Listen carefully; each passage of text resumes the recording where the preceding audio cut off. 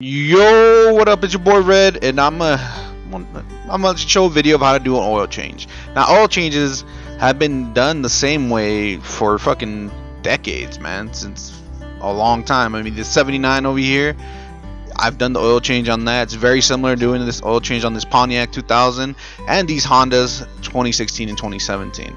Not much has changed, just an extra step here and there on the Hondas, but it's basically very similar to any kind of car you can do an oil change. Minus, I've never done it on European cars like Aston Martins or Lambos, but I can't imagine them being that different. First of all, you always got to lift your car up, right? I usually do have jack stands and stuff, but I have to have ramps, which are great. You need your oil changing supplies, oil rags, oil drip pen, some sockets, a wrench, and of course the oil filter you gotta change. I like to change it every time. Some people can skip here and there, but I like to do it all the time. They're not that expensive. I bought this thing before. I used it before a couple of times. I was planning on using it on the Pontiac to see if it works great, because I've used it on my 79 when I did the transmission work, but it didn't work out this time, so I had to do it the old-fashioned way. If you're wondering what kind of oil your car takes, usually it will tell you on the cap, on the engine cap itself, but you can always see your owner manual and shit like that, right? So after you lift up your car, whether with ramps, jacks, and stands, you always want to secure the car, right? The way I've done it here, it's kind of a little dangerous, but this car is pretty old, so I crawled under, right? Here's where the oil pan is on this car, and here's where the oil filter is. They're your standard Chevy designs or American designs from, pre-2010, I believe, where the transmission was still in the back, and you could get to your oil drain pan right here for the oil. So you place your oil drip pan down there.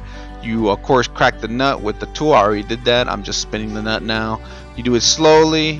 Do this when it's cold, by the way. I mean, I drove the car up the ramp, but I waited like 10 minutes after that and drive that far. But if you do this after you drive really far, it's gonna be fucking hot. I've done it before, and it burns like a motherfucker. Also, wear gloves. I forgot to put my gloves on because everyone in my house used my fucking gloves because the whole, what's going on right now. So I had to do it with my bare hands. But use gloves, and it helps with the cleaning process. And boom, there goes the oil. And all you gotta do is wait, right, till it drains. I forgot to tell you, take off the engine oil cap too. Well, you saw me do that earlier, but just forgot to say that. So now we wait, right? 2,000 years later. So after a decade of waiting and thousands of years, it's still dripping. Yeah, it's gonna keep dripping. I mean, you could sit here. I was sitting there for a while. You could sit there and wait for it to completely drip, but most of the bulk of the oil is already in the pan.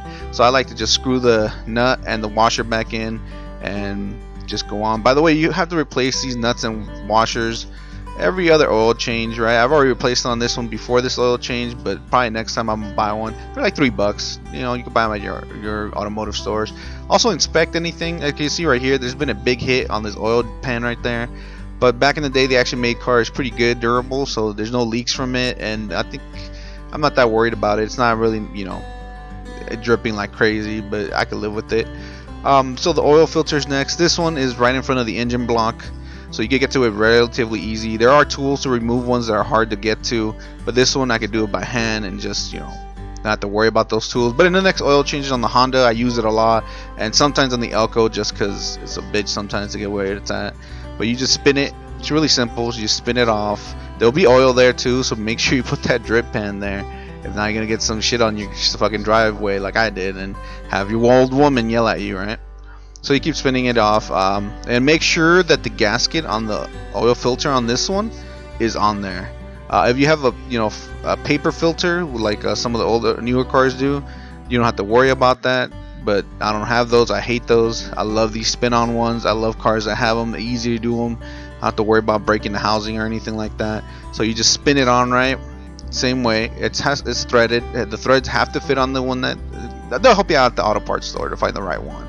So you just spin it by hand. You don't have to tighten it super hard. Just spin it until you feel comfortable that it's on there. After you're done with it, you're done basically. Underneath, you already tighten up the bolt for the oil pan like I showed you, and then you tighten up the oil filter. And then next up is to fucking pour the oil in the thing. I like to check the oil after I get it out of the car. I forgot to say that. Just to see how many metal shavings there are. This is an old engine, so I'm using this Lucas stuff in order to help the engine a little bit better. It's just an additive. I use it on my 79 and stuff like that.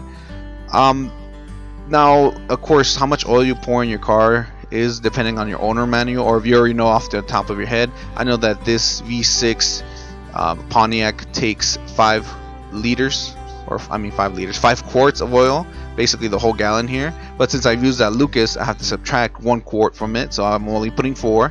Honda's generally, my Honda, the black one, takes 4.4. The red Honda thing takes 3 point something, and then the Elko takes 5, just like this one. But like I said, and if you want to know how much you're putting in, these marks on the side of the bottle will help you out. Each mark is a quart, and one side is liter, one side is quart, so you know what you're doing. After you're all done, just put the cap back in after you fill up the car. You can't really measure it while it's on the jack stands and stuff, because it's kind of an incline. So what I like to do is get it off of it. I drove it off. Now we're gonna inspect it, right, to check it out. Just because it'll give you a false reading, you know, if you leave it in the incline. You take out the stick. Of course, I left the car running a bit, so the oil's all over the stick. Just clean it off, wait a couple minutes, and recheck it. I don't know if you can see it here, but basically it's right below the F on the full. So I kind of topped it off to the top. I wouldn't do this, especially if this is going to be a long-range trip. Usually you want the middle circle there, or in some cases the middle line, depending on your stick. But this is good enough for this car because it leaks a bit, so it should go down to the middle in a couple months or so. I mean, this is an older car, right? What are you gonna do? But I wouldn't top it off to too full, because then you get leaks, and I wouldn't get it in the middle, basically.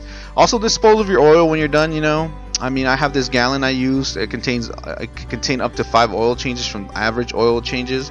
I'm talking about 5 quarts or less, you know. But do it and dispose of it in safe facilities, man. But that's my oil change for the Pontiac. Very similar to the other oil change I'll do in the next videos. Thanks for watching. Hopefully this helps you and makes you want to change your oil, especially right now that we're just sitting at home and not doing shit, right? Thanks for watching this. Hit that like, hit that sub, and I'll catch you guys next time. Peace.